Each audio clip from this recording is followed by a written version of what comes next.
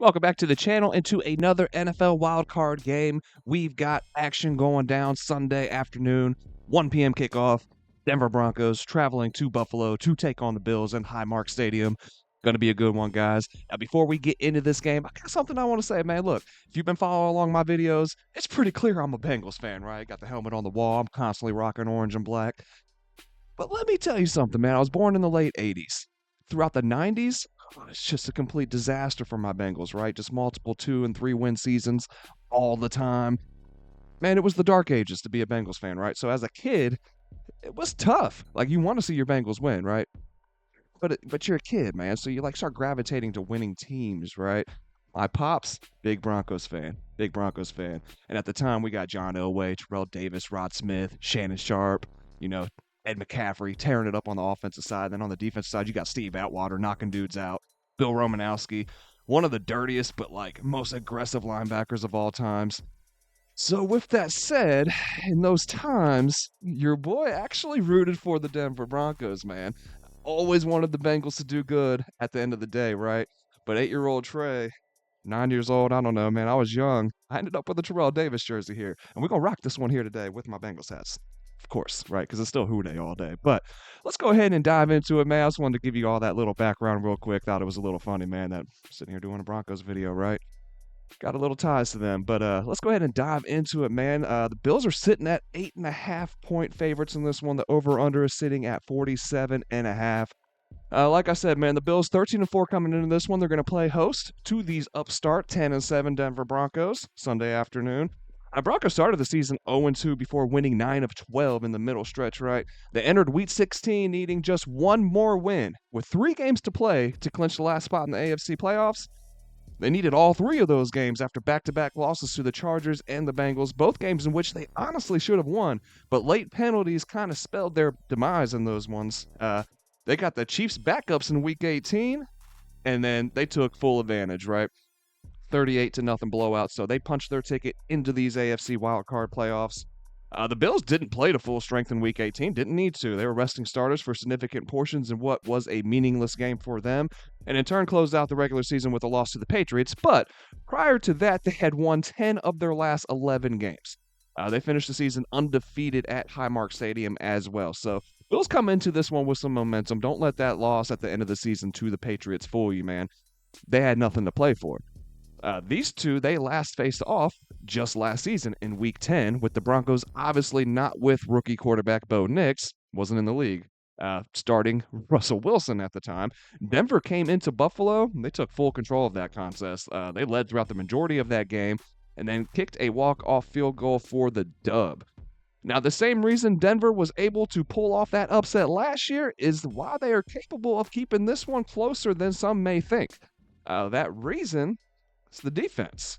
The Broncos D forced Josh Allen into 3 turnovers on the day.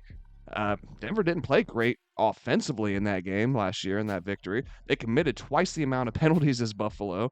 They averaged 4 yards per play to the Bills' 7 yards per play. The key was turnovers as they won that battle, forcing the Bills into four turnovers as a whole and giving up the ball only once on their end. They held a 37.5 to 22.5 minute edge as far as time of possession as well. So control the ball and control the turnover game. And with that, man, that's the recipe to beat the Bills. That's what you got to do. They limited Buffalo's opportunities and forced them into mistakes with those limited opportunities. So that's what you got to do. That's the key to success when playing this Bills team. Whether or not they're able to get after Allen in this one and force similar mistakes, it's going to prove to be crucial again, right? So the big difference for Denver this year as opposed to last year, QB position that we talked about. It looks a lot different. It looks like they have found their guy with Bo Nix. And man, from a betting standpoint, he's been that guy, right? He's been him. 12-5 against the spread this year as a rookie. That makes him only the second rookie in league history with those numbers. Joe Flacco was the only other one with 12 covers against the spread in his rookie season. He finished the season hot, man. He had 9 touchdowns and just 1 interception in his last 3 games. Coach Sean McDermott, he's had a ton of success against young and inexperienced quarterbacks in his time as the Bills head coach. But Bo plays with a swagger and confidence unlike many at this stage of their career. So this isn't to say that Coach McDermott can't pull it off and can't shut him down as well. But I do think Bo finds some success here against a Bills defense that has definitely struggled over the last 2 months of the season. Since week 9, this pass defense sits at 30th in EPA per dropback and dead last at 32nd in dropback success rate. So definitely seeing some struggles on the Buffalo side of things on the defensive end in these last couple months. And then you look at flip the side, man. Look at Coach Payton, Sean Payton of the Broncos. He's been an underdog 5 times in the playoffs so far in his career, and he has a 4-1 record against the spread in those games. So I like him to make it 5-1 here as that 8.5. That feels steep, even with the Bills team that set records offensively, scoring 30 touchdowns both through the air and on the ground. But it's playoff time, man, and give me a great defense over a great offense any day of the week. I'll take the points with Denver and what feels like it has the potential to be a back and forth shootout.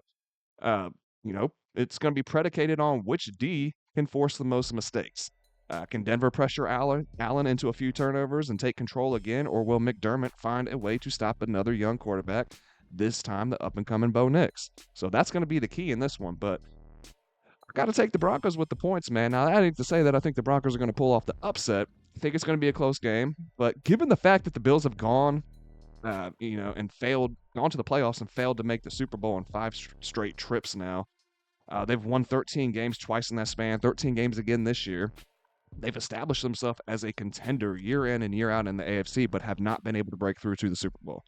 So I do like them to pull out the dub here, end of the day. I just think that they're going to have to outduel this young Denver team to make that happen. But with that, even looking at Denver's defense, man, I'm looking at the over, talking about a total here. Like I said, I think this one has the potential to be a shootout, just a back and forth affair. I think, we might start off a little slow as they feel each other out, but it's going to be one of those games that I wouldn't be surprised if the first half goes under, man, hit a live bet on the second half of the over, because I think that they get rolling in the second half. But, looking at the total, and like I said, even looking at Denver's defense and that being the reason why I think they keep this one close, I think they frustrate Allen. But before the finale against the Chiefs for Denver, in which KC couldn't muster a single point with their backups, Denver had hit the over in 10 of their last 12 games and 5 straight games as well coming into that game. So the Bills have hit the over in 9 of their last 12. With one of those games that didn't hit, it ended in a push. So I definitely like the over in this one. Even at 47.5, it is kind of high, right? But I definitely like the over in this one, and I like the Broncos with the points. Man, one thing's for sure with this one, it's going to be exciting as we watch this Bills offense with so many ways to beat you, attack what's been one of the best defensive units on the year. And then we also get to watch a young and up-and-coming quarterback take on a struggling defense as he tries to make his name in the league on the biggest stage, right, in the playoffs where it all matters. So, man, I love football. This is going to be a great game. I can't wait. So let's go ahead and look at a player prop as well. I got a couple that I found that I like for this one. Man, but before we do, comment 8 down below. We're 8 minutes into the video, and please hit like and subscribe if you have not already. Forgot to mention that at the beginning of the video, guys. So let's go ahead and jump into those player props now. First prop I'm going to be looking at is Marvin Mims Jr., wide receiver of the Broncos, looking at his receiving yards over 39.5. Now, on the season, he's only hit this at a 35% rate, 6 of the 17 games played, right? But you see all that red? It's at the beginning of the year. And then we creep in here to the last 7 weeks of the season. We start seeing a lot of green on the board, right? He had that huge game against my Bengals, man. You saw him hit that catch in the back of the corner of the end zone over those 2 receivers, man. That was incredible. Dude's got some skill, definitely. He's got some speed on him. He's got height. He can jump. Definitely going to be a target in this one. And we can see, like I said, that production has upticked throughout the last few weeks here of the season. Definitely been a guy that they have looked towards. You can see it even in his targets, right? How kind of just a steady increase as the season goes on. And we can see that they're definitely looking his way more as the season has rolled on. And then the other thing that I like here, now you can see the Bills, as far as receivers are concerned, they're 17th for receiving yards allowed, and then overall they're 22nd for receiving yards allowed. So it does get a little bit better specified against that wide receiver position, but still, man, are we like really going to be scared of a 17th ranked defense as far as receiving yards allowed for the wide receiver when all we need is 40 from a guy that has hit that? And I mean, let's look at his last 5 at 80% rate.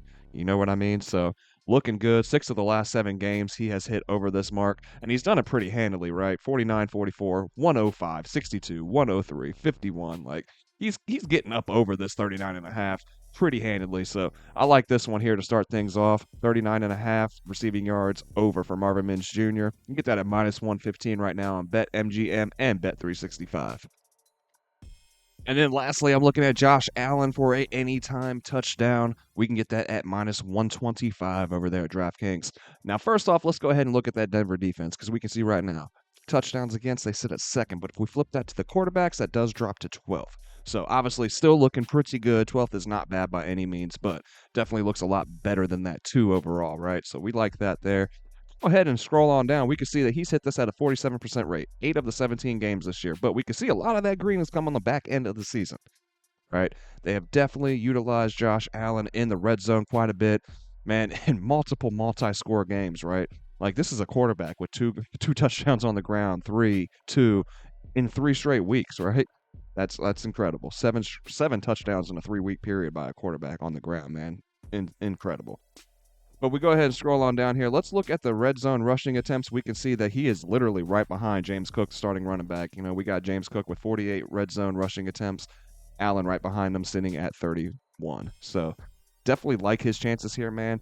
This is one of those things. It's like big players make big plays in the moment, right? We got to expect Josh Allen to make a big play here in the playoffs.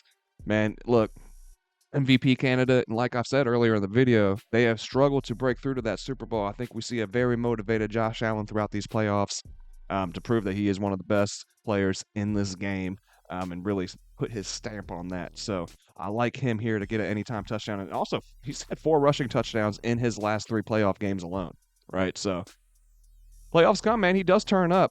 He has been turnover prone, but we're not looking at that right now. We're just looking at him to get in the end zone one time. So I like that, man, especially at -125. It's not super juiced or anything. I'm going to go ahead and jump on that one. So that is going to do it, guys. I hope you guys enjoyed the content today. I hope you found it helpful and useful. And if you did, please do not forget to smash the like button down below and hit subscribe if you have not already. That way you don't miss out on any of the content that we are dropping daily here at the Guy Boston Sports Channel. And that's going to do it, guys. Hope we have a great wild card weekend. I hope you guys cash out on everything that you put in. And I'll see you guys back for the divisional round.